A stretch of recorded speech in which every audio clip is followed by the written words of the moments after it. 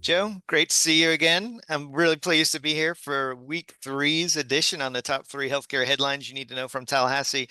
Again, my name is Fraser Cobbe. I'm the executive director of several county medical societies and specialty societies here in the state of Florida, and pleased to be with my partner in crime, Joe, as we go over this week's headlines from Tallahassee. Joe, you want to introduce yourself? Yeah, thanks, Fraser. I am Joe Daraskevich. I work alongside Fraser at several of those societies and associations across the state of Florida, and I'm happy today, Fraser. I guess it's because this week we celebrated International Happiness Day on March 20th. So hopefully you have a little good news with these headlines today. Yeah, we'll sprinkle in a little sunshine here or there for sure. Trying to Cool. All keep right. up with the mood of the week.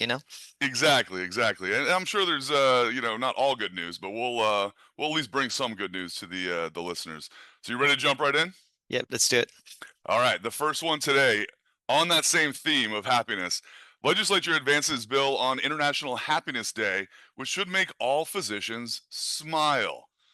What's that about? Fantastic. Great delivery as usual, Joe. Yes, something we touched on last week, the bill that's been filed by Representative Dean Black from Jacksonville that would address the way that insurance companies have been forcing physicians to receive payments via credit card, as well as eliminating the ability for them to engage in retroactive denials once they've given prior authorization for treatment and then later saying, never mind, we changed our mind, we're not going to pay for that claim. So that bill passed out of committee this week in the House. So it's got a couple more committee stops and it needs to get moving over in the Senate chamber. But good news, it's passed its first committee on the House side. And that's a critical hurdle for all bills to pass. If they haven't been heard and passed out of one committee after a certain number of weeks, then they're dead.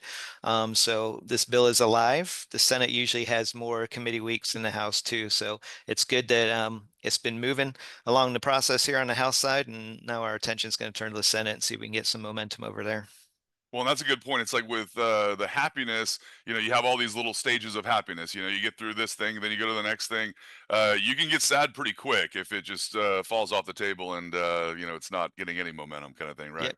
As sad as a patient who felt their claim was being paid for and then they get retroactively denied, right? Again, Right. at the end of it, that component of the bill is really patient protection because ultimately if they think their insurance company was going to cover a surgery, they get the procedure and the carrier later denies it, they get stuck on the hook paying for that service. So I think it's a good pro-patient, pro-physician bill. So it should make all parties happy.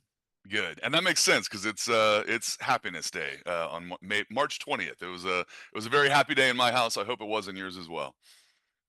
Indeed. All right, moving on to the second one, Fraser. Not always happy things here. Let's see what this one's about. Democrats rejoice as Republican supermajority advances liberal agenda. What do you mean by that? No, we dive right into a punchy headline there. Yeah, so two tort bills move forward this week. And the reason we wrote that headline is obviously a little bit tongue in cheek, but you don't normally associate, a supermajority Republican legislature moving forward two bills that would expand tort and the costs associated with that in the state of Florida. But two bills, one House Bill 301, which is the sovereign immunity bill. Um, and House Bill 6017, wrongful death, which we've talked about, I think, every week. Both of those passed out of committee this week. The sovereign immunity bill is the one that all public government entities, it's not just a healthcare bill, it's any municipality or government entity. They're capped currently on their immunity at $200,000. So if someone is injured by a public entity currently, that cap is 200,000. If the legislature wanted to increase the compensation for someone wrongfully injured, then you could do a claims bill. But currently, actually, what the injured party can get in courts is 200,000. That hasn't been raised in a number of years, so there is a movement to increase it. Unfortunately, the bill goes from 200,000 to $1 million. So there's a lot of municipalities that are concerned with that rapid increase in their liability exposure. Obviously, on the healthcare side, we're really focused about the training hospitals and those nonprofit government-run organizations that truly take care of the sickest patients in the community. They're also your teaching hospitals many times as well. So the impact on physicians and recruiting physicians in those high-risk specialties, now their liability cap, if it were to increase from 200,000 to 1 million, that's a massive increase in expense and exposure for those institutions. And teaching hospitals are a little different. I think I mentioned this several weeks ago. I mean, they are by nature taking on risk and training our future physicians in these procedures. The government needs them, asks them to engage in that training exercise, and then leaving them exposed to $1 million claim, is going to cause some concern. So again, not something you'd normally associate with the Republican Party increasing, liability exposure in the state. But that is one bill. The other bill, wrongful death, we talked about that a lot. That's the issue about adult parents or adult children not being able to sue in a wrongful death action in the state of Florida. Again, that bill was put in place in 1990. It's been on the books since then. It passed its last committee this week on the House side, so it's ready for the full floor action. It's passed the Senate committees as well, so it's teed up on the Senate side. So it looks like this bill is going to pass this year. Unfortunately, we'll see how the governor feels about it. But there's a lot of momentum behind it. We continue to say, certainly we're not opposed to adult children having their day in court, but it shouldn't be unlimited. We've asked the legislature to look at caps, so to cap non-economic pain and suffering damages in these situations, just to make sure it's not unlimited liability that then threatens healthcare delivery for everybody else in the state. So certainly those people deserve their day in court, but there needs to be some limitations. It can't be unlimited exposure if we're going to maintain the best and brightest here in the state of Florida and expose physicians and institutions, nursing homes, hospitals to much greater liability. So we're trying to find that balance. This train is picking up steam, so we are worried about our ability to prevent the bill from passing. So at this point, we're really trying to find a compromise that's not going to have a negative impact on access to care here in the state. Yeah, okay, Fraser. Now you have my happiness kind of waning a little bit. I know. I'm not quite as happy. But Killjoy over here. Yeah. but that is a good point that you brought up with all that. That was a lot to unpack, and you did a great job doing so.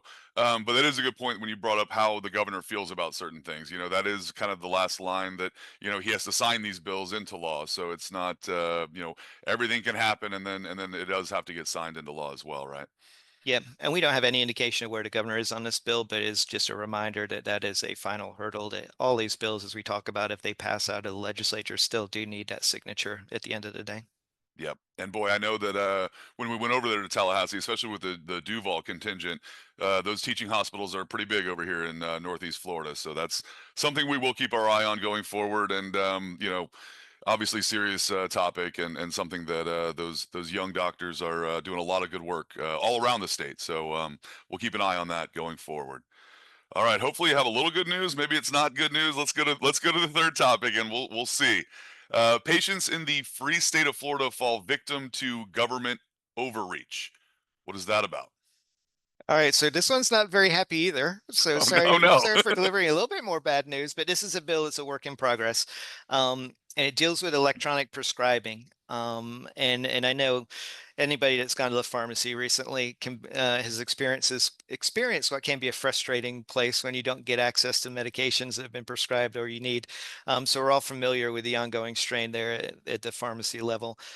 Several years ago, the legislature passed a bill that requires physicians to prescribe electronically for all prescriptions except under certain circumstances. So there is a list of exemptions that enables a physician to drop a prescription to paper and let the patient walk out the door with a written script, having some ownership.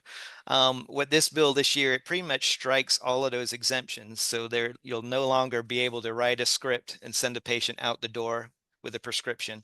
And it may not seem like a big deal unless you're a patient that needs a prescription late at night or on a weekend where your pharmacy is closed, or if your pharmacy is out of a certain hard to find drug, um, in those situations, or if you want to shop around. And that's where it gets to the idea of the free state of Florida saying you can't have a written script anymore if you're a patient. I mean, people want to shop. They don't want to be locked into a pharmacy if you can get something through GoodRx or someone else somewhere, another pharmacy down the road I don't think many legislators understand it. When a electronic prescription is written, it doesn't go into a cloud that any pharmacy can pull down and fill that prescription. It's a one-to-one. It's a transaction just to that pharmacy. It takes an act of Congress to have your pharmacy move it even to another pharmacy within their chain if you're on vacation or out of town, let alone they'll very seldom actually move that prescription to another pharmacy without the patient having to go back to the doctor and asking the doctor to re-prescribe to another pharmacy. So I kind of joked around about the free state of Florida, but I mean, ultimately, the patient, we believe, is the one that has the script. They should have a right to carry that piece of paper and fill it wherever you want, unless the pharmacy community comes up a way where there's a cloud-based system where any pharmacy and any patient can go in any pharmacy and get their prescription filled. So we do believe it creates unnecessary barriers. We do appreciate the exemptions that are in the current law.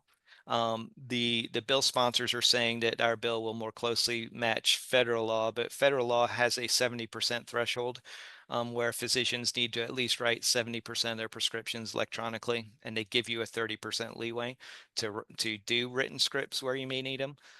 So we think that just makes sense. I mean, for those of you that are on our physicians are on EMRs, they know that often those EMRs go down for a period of time. You could be out and unable to access your EMR for 24 hours.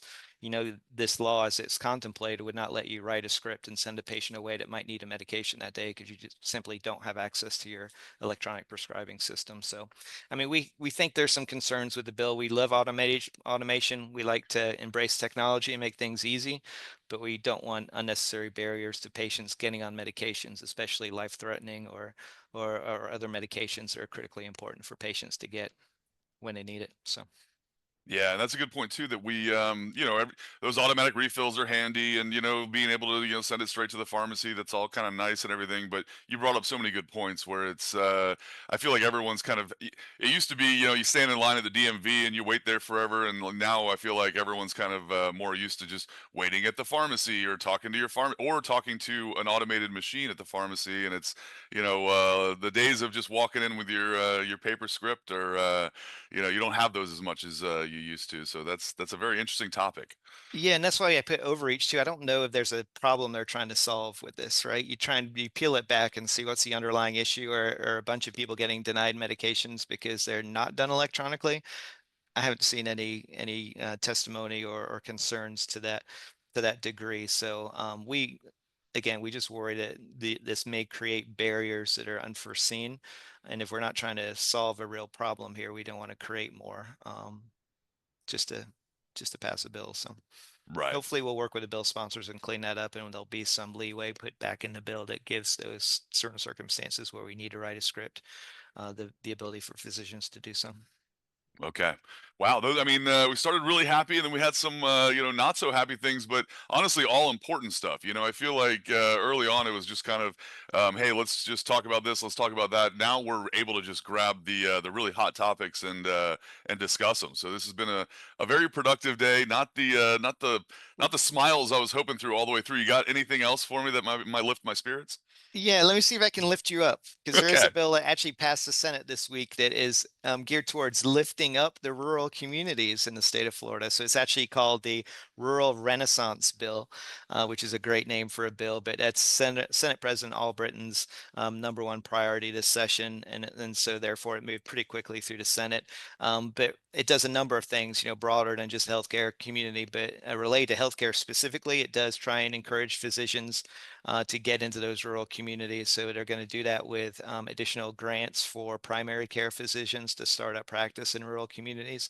It also, the FRAME program, which has been those loan forgiveness programs that passed and have been funded the last couple of years, it expands who can access those loan forgiveness programs to include emergency physicians. So they'll be able to tap into some if they're going to work in more rural communities. And then it actually funds the creation of some mobile units and telemedicine kiosks to make sure that if physicians can't actually set up shop in some of these rural communities, at least there's a portal through telemedicine, a kiosk where they can connect with some of our tertiary care centers or specialists in other communities that can render some telemedicine to these folks as well. So again, lifting up the rural communities and lifting up our program today, since I depressed my colleague Joe and probably at least tens of our listeners, right? Right. No, and that's good. That's all good news. And I know frame is a very important topic to a lot of the residents and the young physicians in the state. So, all right, that's terrific, Fraser. You finally made me happy again. And are we done? We ready for my musical tidbit for the day? I think we're ready. Yeah. Okay, well, I'm going to keep that happy theme going and kind of talk about looking forward and the good things on the horizon. So the song is called "Dawn a New Day," and it's a song that you know, you can't help but smile when you listen to it if you do. And then the band name is one of those bands that a lot of these bands that are off the radar for me a little bit. It's almost like they choose their band name before they realize how popular they're going to be. So "Dawn a New Day" by the band Pigeons Playing Ping Pong. It's so you can shorten it PPPP, but they're pigeons playing ping pong, and the song is "Dawn a New Day."